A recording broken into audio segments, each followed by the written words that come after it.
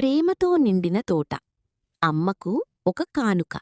చాలా కాలం క్రితం ఒక అందమైన పల్లెటూరిలో నయోమి అనే దైవభక్తిగల తల్లి ఉండేది. ఆమెకు ఎలియానా, అదీనా మరియు తాలియా అనే ముగ్గురు కుమార్తెలుండేవారు. ప్రతిరోజూ ఉదయాన్నే నయోమి తన కుమార్తెలకు దేవుని వాక్యాన్ని చదివి వినిపించేది. దేవుని పట్ల భయం మరియు ఇతరుల పట్ల ప్రేమ కలిగి ఉండాలని ఆమె వారికి నేర్పించేది.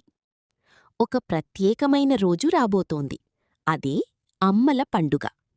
నయోమి కుమార్తెలు తమ తల్లికి ఏదైనా గొప్ప బహుమతి ఇవ్వాలని రహస్యంగా చర్చించుకున్నారు. మన అమ్మ మన కోసం ఎంతో చేస్తుంది, మనం ఆమెకు మన ప్రేమను ఎలా చూపాలి అని అదీనా తన చెల్లెలు తాలియాతో అడిగింది. వారిద్దరూ కలిసి ఒక అద్భుతమైన ప్రణాళిక వేశారు. పెద్ద కుమార్తె ఎలియానా తన తల్లి నేర్పిన విశ్వాసం అనే పాఠాన్ని గుర్తుచేసుకుంది. ఆమె తోటలోకి వెళ్లి ఎంతో కష్టపడి పనిచేసింది. తన తల్లికి ఇష్టమైన తాజా పండ్లను సేకరించాలని నిర్ణయించుకుంది. అమ్మా మనకు దేవునిపై నమ్మకం ఎలా ఉంచాలో నేర్పింది, ఈ పండ్లు ఆ నమ్మకానికి గుర్తు అని ఆమె అనుకుంది. రెండవ కుమార్తె అదీనాకు తన తల్లి నేర్పిన దయాగుణం గుర్తొచ్చింది. ఆమె తన గదిలో ఒక మగ్గం దగ్గర కూర్చుని రంగురంగుల దారాలతో ఒక అందమైన వస్త్రాన్ని నేయడం ప్రారంభించింది. ప్రతి పోగులోనూ తన తల్లి పట్ల ఉన్న కృతజ్ఞతను జోడించింది. ఆమె చేతులు ఎంతో నైపుణ్యంతో కదులుతున్నాయి. చిన్న కుమార్తె తాలియాకు తన తల్లి చెప్పే దేవుని సృష్టి అంటే చాలా ఇష్టం.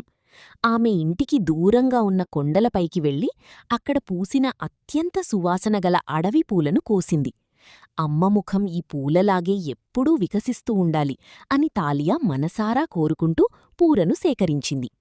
సాయంత్రం వేళ ఎలియానా మరియు అదీనా తమ బహుమతులు ఎంతవరకు వచ్చాయో ఒకరికొకరు చూపించుకున్నారు. అమ్మకు ఇవి చూస్తే ఎంత సంతోషం కలుగుతుందో కదా అని వారు మురిసిపోయారు. తమ శ్రమ అమ్మకు ఆనందాన్నిస్తుందని వారు నమ్మారు. ఆ సమయంలో నయోమి తోటలో ఒంటరిగా నడుస్తూ దేవునికి ప్రార్థన చేస్తోంది. తన పిల్లలు క్షేమంగా ఉండాలని, వారు ఎల్లప్పుడూ సత్యమార్గంలో నడవాలని ఆమె కన్నీళ్లతో వేడుకుంటోంది.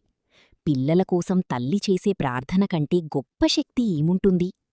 అమ్మల పండుగ రోజు రానే వచ్చింది.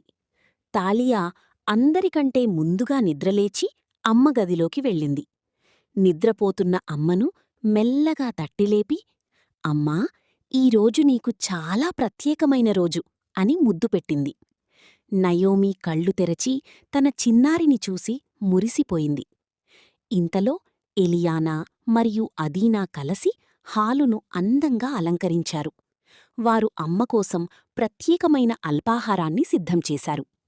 అమ్మ వస్తే ఆశ్చర్యపోవాలి అని వారు ఒకరికొకరు సైగలు చేసుకుంటూ పనులన్నీ పూర్తిచేశారు. నయోమి హాలులోకి రాగానే కుమార్తెలు ముగ్గురూ ఆమెకు ఘనస్వాగతం పలికారు. ముందుగా ఎలియానా ముందుకు వచ్చి తాను సేకరించిన తాజా పండ్ల బుట్టను అమ్మకు అందించింది. అమ్మా, నీవు మాకు నేర్పిన దేవుని వాక్యం ఈ పండ్లలాగే మధురమైనది అని చెప్పింది. ఆ తర్వాత అదీనా తాను ఎంతో కష్టపడి నేసిన అందమైన వస్త్రాన్ని అమ్మ భుజాలపై ప్రేమతో కప్పింది.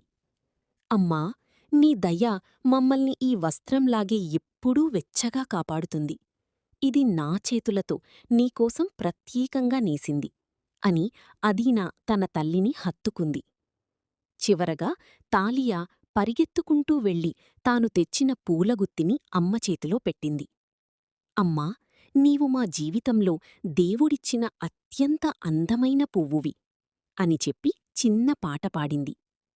నయోమి తన ముగ్గురు కుమార్తెలను చూసి ఎంతో గర్వపడింది. నయోమి తన కుమార్తెలను తన దగ్గరకు తీసుకుని కూర్చోపెట్టుకుంది. నా బిడ్డలారా, మీరు నాకిచ్చిన వస్తువుల కంటే మీలో ఉన్న ప్రేమ, విశ్వాసం మరియు దైవభక్తి నాకు ఎక్కువ ఆనందాన్నిస్తున్నాయి. మీరు దేవుని మార్గంలో నడవడం చూడటమే నాకు అసలైన బహుమతి అని చెప్పింది. ఆ క్షణంలో నయోమి తన కుమార్తెలకు ఒక గొప్ప సత్యాన్ని వివరించింది. ఆమె బైబిల్ తెరచి ఈ వచనాన్ని చదివింది. ఆమె కుమారులు లేచి ఆమెను ధన్యురాలందురు. ఆమె పెనిమిటియు ఆమెను చూచి ఆమెను పొగుడును. సామెతలు 31:28. ఈ వాక్యం వారి హృదయాలను తాకింది. ఆ రోజంతా ఆ ఇల్లు నవ్వులతో, ప్రార్థనలతో నిండిపోయింది. తల్లీ మరియు కుమార్తెలు కలిసి భోజనం చేసి దేవునికి కృతజ్ఞతలు చెప్పుకున్నారు. ప్రేమ మరియు విశ్వాసం ఉన్నచోట దేవుని ఆశీర్వాదాలు ఎల్లప్పుడూ ఉంటాయని వారు అర్థం చేసుకున్నారు.